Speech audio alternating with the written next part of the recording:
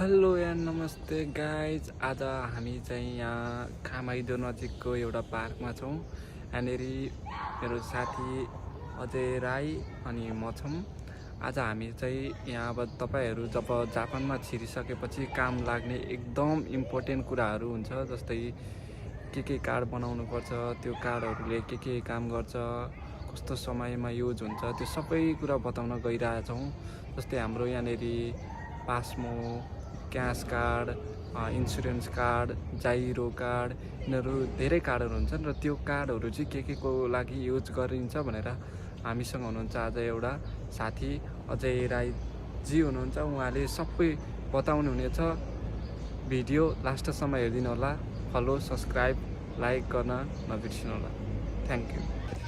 ल राईसन, अब यहाँ हामीले हिँड्दाखेरि छोड्नै नहुने कुराहरू, छोड्नै नहुने कार्डहरू के छन् त? हामी यहाँ हिँड्दै गर्दाखेरि हामीलाई आवश्यक चाहिने कुरा पहिलो नम्बरमा भनेको जाइरो कार्ड हो।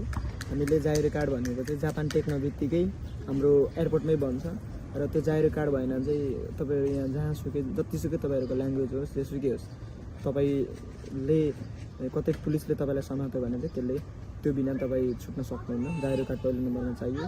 र अर्को भनेको नर्मल्ली मान्छेलाई चाहिने भनेको स्टुडेन्ट कार्ड। हामी गाकुसे, हामी स्टुडेन्टहरूलाई चाहिँ स्टुडेन्ट कार्ड अति आवश्यक पर्छ। किनकि नर्मल्ली तिमी को भन्दाखेरि गाकुसे भन्छ र कुन गाकुसे हो, कहाँको भन्दाखेरि चाहिँ त्यो गाकुसे कार्ड चाहिन्छ। र अर्को भनेको हाम्रो इन्सुरेन्स कार्ड। इन्सुरेन्स कार्ड हामीलाई हाम्रो सिटी अफिसमा बनेको हुन्छ र त्यो इन्सुरेन्स कार्ड भएन भने चाहिँ कतै हाम्रो एक्सिडेन्ट भयो, के भइदियो भने इन्सुरेन्स कार्ड बिना हामीले केही पनि गर्न सक्दैनौँ। र त्यस पछाडि अर्को छ माई नम्बर कार्ड भन्ने हुन्छ। त्यो चाहिँ नर्मल्ली मान्छेले बनाएको पनि हुन्छ, कतिले बनाउँदैन पनि। हामीले चाहिँ अहिलेसम्म बनाइसकेका छैन। त्यो एउटा पेपर आएको हुन्छ र त्यही अनुसारले त्यो चाहिँ हामीले युज गर्छौँ। र एउटा एकदम इम्पोर्टेन्ट कुरा चाहिँ काम गर्नलाई होस् अथवा जहाँसुकै चाहिने भनेको क्यास कार्ड। यानि कि नेपालमा चाहिँ नर्मल्ली एटिएम कार्ड भन्छ, यहाँ चाहिँ त्यसलाई क्यास कार्ड भन्छ। त्यो चाहिँ हामीले रेगुलरली बोकिरहेका हुन्छौँ। यति कुरा चाहिँ अनिवार्य रूपमा हामीले बोक्नुपर्छ। अनि अर्को मैले भन्नै छुट्याएछु, एकदमै गाकुसेलाई चाहिने कुरा पासमो कार्ड। यानि कि ट्रेनमा हिँड्दाखेरि प्रायः नर्मली स्टुडेन्टहरूको चाहिँ कस्तो हुन्छ, टेकी हुन्छ। टेकी भनेको मन्थली पेमेन्ट गरेको हुन्छ एउटा रुटको, र त्यो रुटभित्र हामीले हिँड्दाखेरि चाहिँ त्यो 1 महिनाको पेमेन्ट गरिसकेपछि त्यहाँ 10 चोटि 20 चोटि दिनमा हिँड्दाखेरि पनि पैसा लाग्दैन। र त्यो भनेको चाहिँ हाम्रो पासमो कार्ड, टेकी कार्ड हुन्छ र त्यो चाहिँ अति आवश्यक छ, त्यो पनि बोक्नुपर्छ। अब जस्तै हाम्रो जाइरो कार्डको पछाडि 28 घन्टा स्ट्याम्प पनि लागेको हुन्छ भनेको छौँ। अब त्यो स्ट्याम्प चाहिँ खै कस्तो खालको स्ट्याम्प हुन्छ, त्यो देखाउन मिल्छ? थोरै च्योत्तो भन्न चाहे मैले, त्यो कार्ड पनि म देखाउँछु। र नर्मली अब यो अगाडिको चाहिँ देखाउनु मिल्दैन, म पछाडिको देखाउँछु। पछाडिको यहाँ यो जुन यो 28 घन्टा भनेर लेखेको हुन्छ, यो चाहिँ एकदमै आवश्यक छ।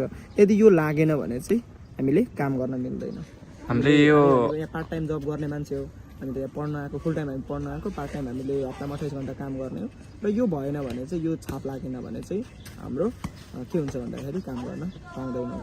भनेपछि 28 घन्टा छाप लाग्नै पर्यो। र हाम्रो गएकै कुरा गर्ने भने 2 जना स्टुडेन्टको चाहिँ छुटेको ग्रुपमा हालिराख्नु भएको थियो। अब मेबी नेपालको चाहिँ होइन होला, कुनै कन्ट्रीको, अरू कन्ट्रीको स्टुडेन्टको थियो।